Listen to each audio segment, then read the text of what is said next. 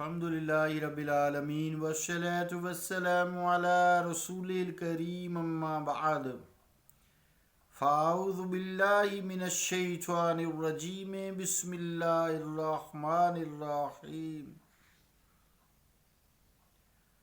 کنت کنزا مخفیا فاحببت ان اعرف فخلقت الخلق صدق اللہ العظیم و صدق الرسول الکریم۔ عزیزان گرامی قدر، السلام علیکم ورحمۃ اللہ وبرکاتہ۔ حدیث قدسی جو تلاوت کرنے کی سعادت حاصل کی ہے، اس کا ترجمہ یوں ہے: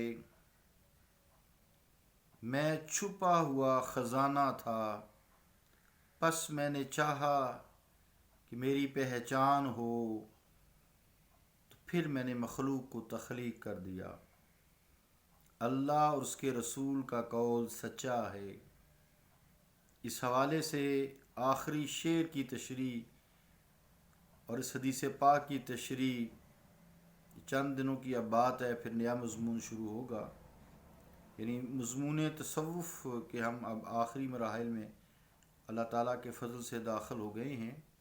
شعر آخری یوں ہے: حضرت معین الدین چشتی گولڑوی والد گرامی حضرت نصیر الدین نصیر چراغ گولڑا رحمۃ اللہ علیہم کی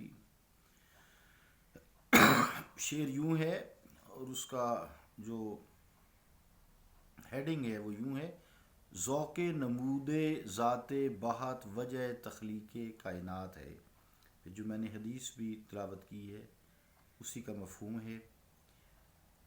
شعر یوں ہے: ہوئی ذات جلووں کی مشتاق، جس دم تو بحر ہویت میں آیا تلاطم، بنی گرچہ خود ہی وجود دو عالم، حقیقت مگر پھر حقیقت رہی ہے۔ تو عزیزان گرامی قدر، تقریباً ہم اب اس مضمون کو آخر میں لائے ہیں۔ یہ پہلا ہمارا چیپٹر پورا ہوگا، پھر اس کے بعد دوسرا چیپٹر میں دوسرے ٹاپکس پہ کروں گا انشاءاللہ تعالی۔ تو تصوف اور صوفیہ کرام کی تعلیمات اور مشاہدات کا لب لباب ہے یہ ساری باتیں۔ ان کے مشاہدہ اور تعلیم کو غلط نہیں کہا جا سکتا، کیونکہ وہ قرآن کے جو بعثت کے 4 مقاصد ہیں رسول کریم صلی اللہ تعالیٰ علیہ وآلہ وسلم کے، یزکیہم، جن میں سے ایک مقصد ہے، اس کے مطابق یہ ساری گفتگو چلتی ہے، تزکیہ نفس۔ تو ہرگز نہیں ایسی ان کی تعلیمات، مشاہدات، مکاشفات غلط نہیں ہیں، اللہ تعالیٰ کا فضل ہے۔ لیکن کچھ لوگ ہیں وہ ان کی تشریحات کو، توضیحات کو سمجھ نہیں پاتے، اور نتیجتاً اس سبجیکٹ یعنی یزکیہم کا ہی انکار کر دیتے ہیں۔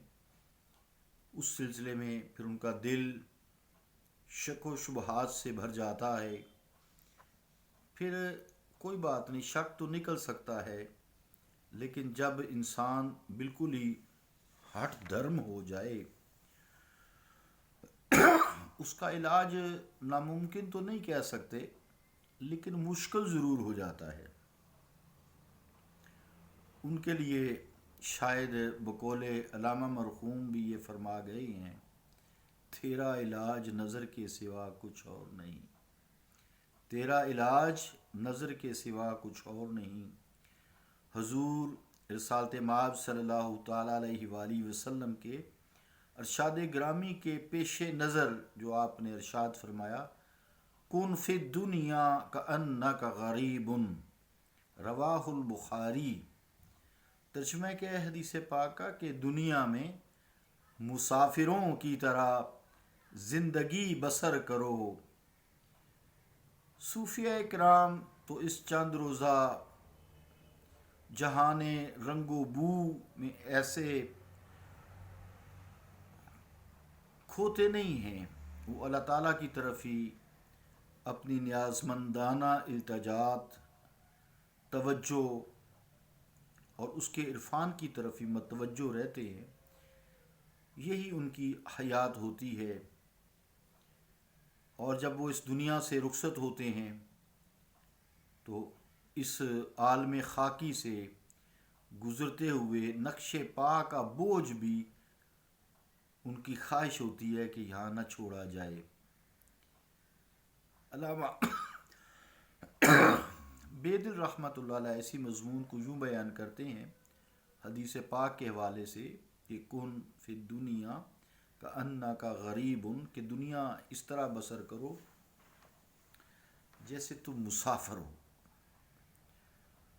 تو وہ فرماتے ہیں چناز داہر سبک سار بائدت رفتن، چناز دہر سبک سار بائدت رفتن کہ بارے نقش قدم ہم بخاک نہ گزاری۔ ترجمہ کیا ہے شعر کا کہ اے مخاطب تجھے دنیا سے اس طرح ہلکا پھلکا ہو کر گزر جانا چاہیے کہ تو مٹی پر اپنے نقش قدم کا بوجھ بھی باقی نہ چھوڑے۔ جب انسان مٹی پہ چلتا ہے نا، کچی مٹی خاص طور سے نرم ہو یا ریت ہو، تو اس پہ پاؤں کا بوجھ آ جاتا ہے۔ مراد یہ دنیا کے ساتھ تم اتنا دل نہ لگاؤ کہ اسی کے ہو کے رہ جاؤ۔ مٹی جو ہے نا، مٹی یہاں تک کہ وہ پاؤں کا نشان بھی نہیں چھوڑتے۔ ہاں، ان کے کام، ان کی تعلیمات، ان کے ذکر و اذکار تو پھر فضاؤں میں گونجتے رہتے ہیں نا، اس سے تو کوئی انکار نہیں ہے۔ عزیزان گرامی قدر، اسی مضمون کو ایک جگہ مرزا بے دل رحمۃ اللہ علیہ نے نہایت ہی بلیغ و لطیف پیرائے میں سمویا ہے اور فرمایا ہے کہ ہمارے مرنے کے بعد ہمارا جو نشان ہے کیسے باقی رہ سکتا ہے؟ اس لیے کہ موج کا نقش پا یا تو موج کے ساتھ ہی فنا ہو جاتا ہے، پیچھے نہیں رہتا۔ موج ہوتی ہے نا، موج، یہ پیچھے مثالیں دیا ہے سمندر سے، دریا سے، یہ پانی کی جھوڑ سے جو اٹھتی ہے، وہ جب پتھر مارے نا، اس کے سینٹر میں پھینکیں پتھر کسی جوہر کے، تو آپ دیکھ سکتے ہیں کہ جو موجیں اٹھتی ہیں ایک دوسرے کے پیچھے لائن در لائن تقلید کرتے ہوئے، تو وہ جیسے ہی کنارے پر آتی ہیں تو ان کا نقش نہیں رہتا، وہ واپس نقش نہیں آتا، نہیں آ جاتی ہے لیکن ان کا نقش ختم ہو جاتا ہے۔ تو وہ اسی مضمون کو یوں بیان کرتے ہیں، اسی منظر کو بیان کرتے ہیں کہ انسان دنیا سے ایسے ہی گزر جائے جیسے یہاں آئے ہی نہیں تھا، صحیح سلامت جہاں سے آیا تھا وہیں چلا جائے۔ وہ فرماتے ہیں مرزا بے دل رحمۃ اللہ علیہ، باد مردن از غبارن کیست دا، باد مردن از غبارن کیست تا بابد نشان، نقش پائے موج ہم با موج می باشد رواں۔ فارسی ہے، ترجمہ میں آپ کو سمجھاتا ہوں۔ ترجمہ کیا ہے؟ وہ کون ہے جو میرے مرنے کے بعد میری قبر کا نشان پا سکے؟ یعنی نہیں پا سکتا، اس لیے کہ موج کا نقش پا موج کے ساتھ ہی روانہ ہو جاتا ہے۔ مراد یہ کہ میں تو دنیا میں آیا تھا، بس چند سانسیں لیں، جہاں سے آیا تھا میں چلا گیا۔ مثال دی ہے موج کی، جیسے موج کنارے پہ آ کے فنا ہو جاتی ہے، اس کا نام و نشان نہیں نظر آتا، اس کا نام و نشان مٹ جاتا ہے۔ تو میری تو جو قبر ہے نا، قبر اس کو بھی کوئی نہیں پا سکے گا، حالانکہ قبر تو ایک نشان لواحقین چھوڑ جاتے ہیں نا۔ تو غالب عمر بھر شاید بے دل کے لوح مزار کے متلاشی رہے۔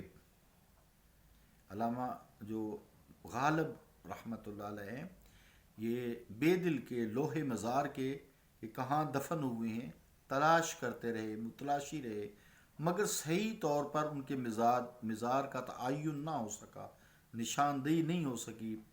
آخر تھک ہار کر غالب بھی یہ کہنے پہ مجبور ہو گئے، گر ملے،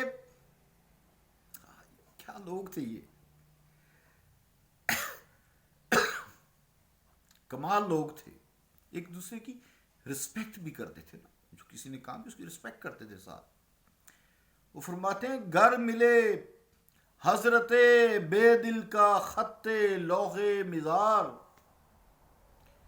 گر ملے حضرت بے دل کا خط لوح مزار، اسد آئینہ پرواز معانی مانگے۔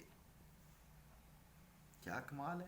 ہو سکتا ہے کہ غالب کی طرح روح بے دل کے مصنف جو ڈاکٹر عبدالغنی صاحب ہیں اور بے دل کے دیگر سیرت نگار ہیں،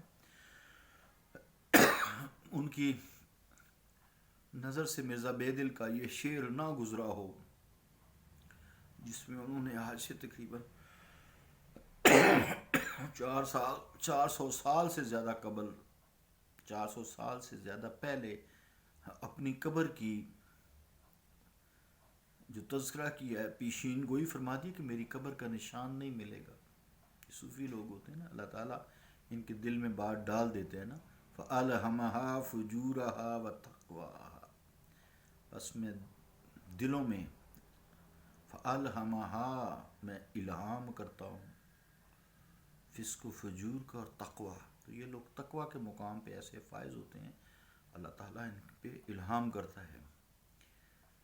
عزیزان گرامی قدر، وقت پورا ہوا، انشاءاللہ تعالیٰ میں کل باقی کروں گا۔ صلی اللہ تعالیٰ علی رسول خیر خلقہ محمد وعلی آلہ واصحابہ اجمعین برحمتک یا ارحم الراحمین۔ دعا بھی فرمانی، میری صحت ٹھیک نہیں ہے، جیسا کہ آپ دیکھ رہے ہیں، شارٹنیس آف بریتھ کسی وقت بھی ہو جاتی جیسے اب ہو گئی۔